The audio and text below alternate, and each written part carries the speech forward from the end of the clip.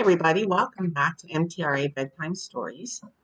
I hope you stayed nice and cool today. It was a super hot one out there.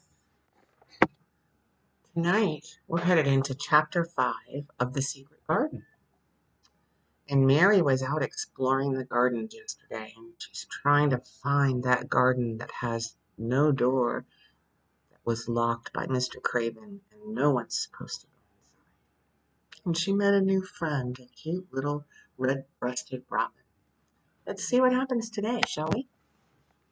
Chapter 5 is called The Cry in the Corridor. At first, each day passed by for Mary Lennox was exactly like the others.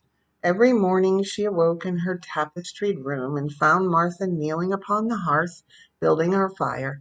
Every morning she ate her breakfast in the nursery, which had nothing amusing in it, and after each breakfast she gazed out of the window across to the huge moor, which seemed to spread out on all sides and climb up to the sky. And after she had stared for a while, she realized that if she did not go out, she would have to stay in and do nothing. And so she went out. She did not know that this was the best thing she could have done, and she didn't know that. When she began walking quickly or even run along the paths and down the avenue, she was stirring her slow blood and making herself stronger by fighting with the wind which swept down from the moor. She ran only to make herself warm, and she hated the wind which rushed at her face and roared and held her back as if it were some giant. She couldn't see, but the big breaths of rough, fresh air blown over the heather filled her lungs with something which was good for her whole thin body and whipped some red color into her cheeks and brightened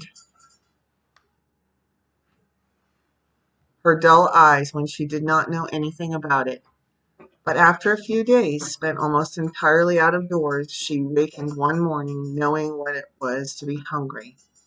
And when she sat down to her breakfast, she did not glance disdainfully at her porridge and push it away, but took up her spoon and began to eat it, and went on eating it until her bowl was empty.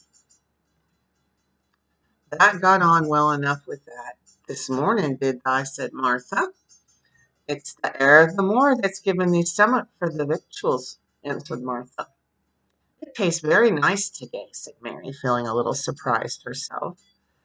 It's lucky for thee that it's got victuals as well as appetite. There's been 12 in our cottage, and the stomach ain't nothing to put it in. You go on playing, you outdoors every day, and you'll get some flesh on your bones, and you won't be so yeller. I don't play, said Mary. I have nothing to play with. Nothing to play with, exclaimed Martha. Our children play with sticks and stones. They just runs about and shouts and looks at things. Mary did not shout, but she looked at things. There was nothing else to do. She walked round and round the gardens and wandered about the paths in the park.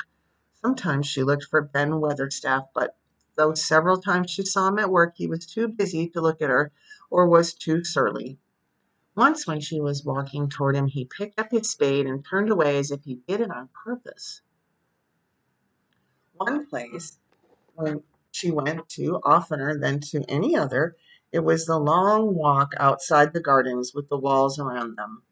There were bare flower beds on either side of it, and against the walls ivy grew thickly.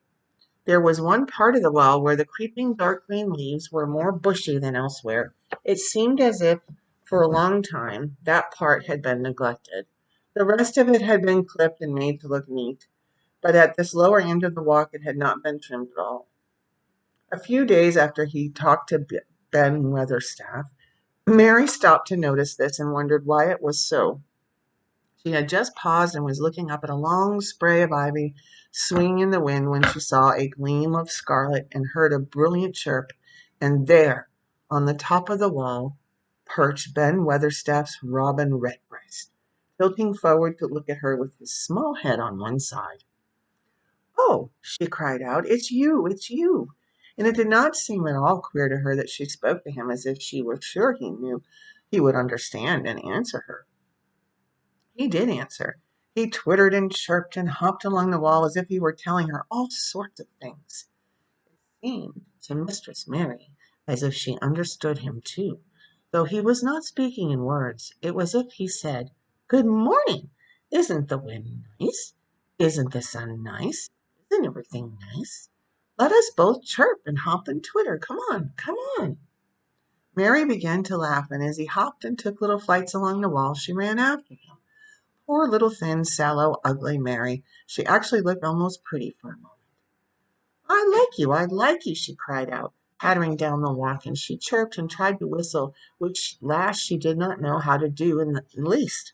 But the robin seemed to be quite satisfied, and chirped and whistled back at her. At last he spread his wings and made a darting flight to the top of a tree, where he perched and sang loudly. That reminded Mary of the first time she had seen him. He had been swinging on a tree top then, and she had been standing in the orchard.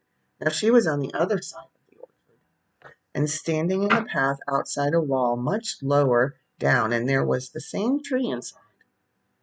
It's in the garden no one can go into, she said to herself. It's the garden without a door. He lives in there. How I wish I could see what it is like. She ran up the walk to the green door she had entered the first morning. Then she ran down the path through the other door and then into the orchard. And when she stood and looked up, there was the tree on the other side of the wall. And there was the robin just finishing his song and beginning to preen his feathers with his beak. It is the garden, she said. I'm sure it is. She walked around and looked closely at the side of the orchard wall. But she only found what she had found before. There was no door in it. Then she ran through the kitchen gardens again and out into the walk outside the long ivy-covered wall, and she walked to the end of it and looked at it, but there was no door. And then she walked to the other end, looking again, but there was no door. It was very queer, she said.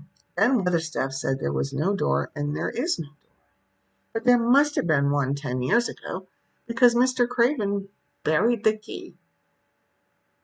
This gave her so much to think of that she began to be quite interested and feel that she was not sorry that she had come to Misselthwaite Manor.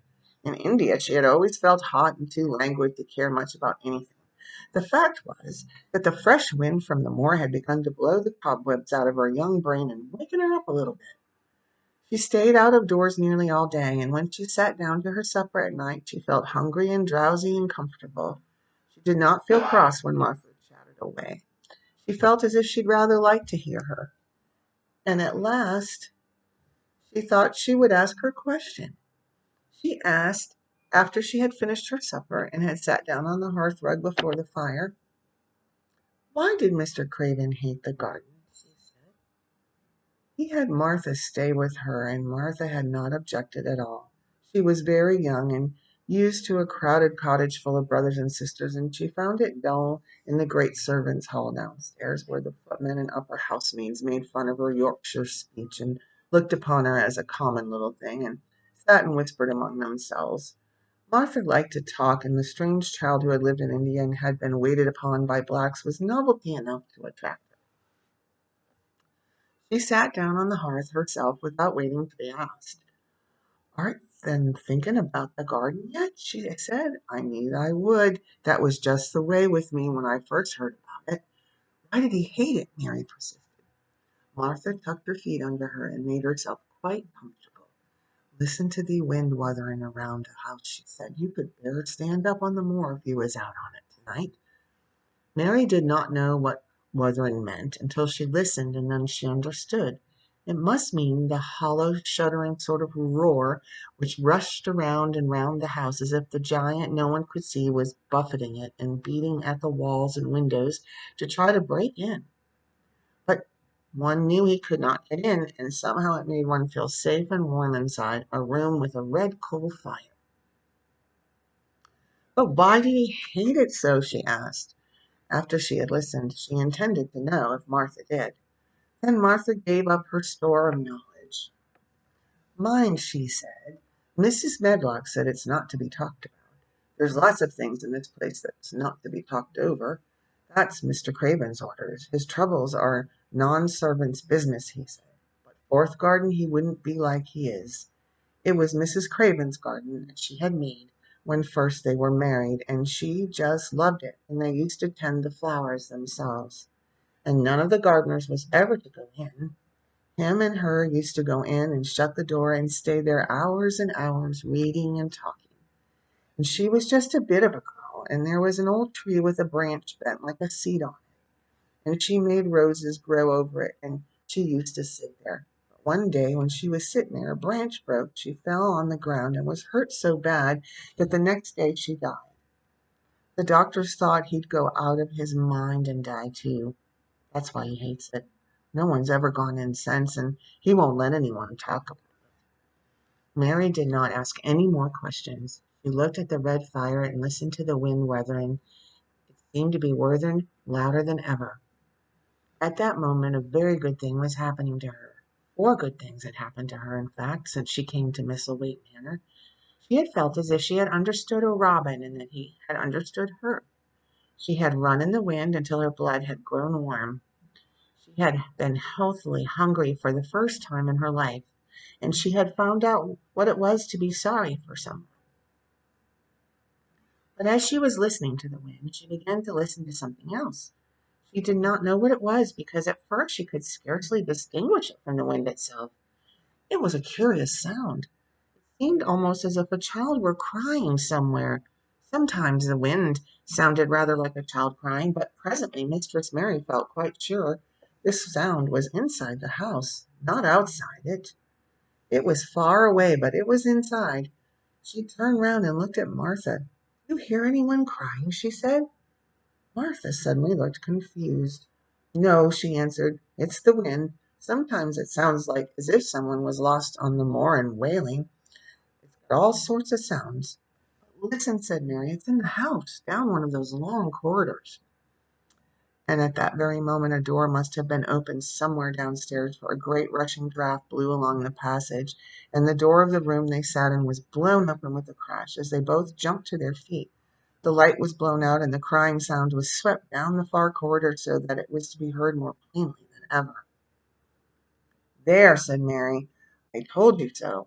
It's someone crying, and it isn't a grown-up person."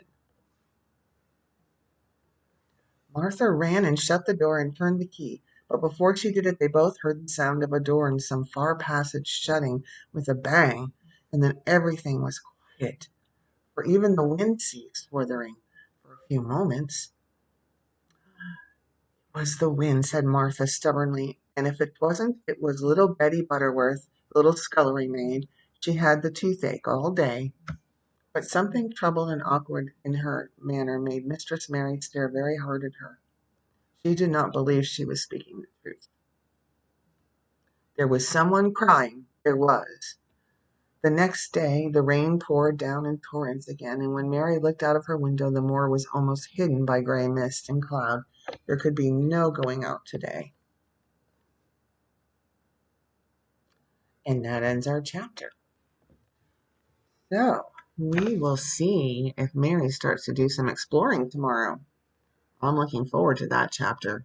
Maybe she'll see what's behind some of those closed doors. Hey everybody, get a good night's sleep. Stay safe, always be kind, and I'll see you here tomorrow for another chapter of Secret Garden.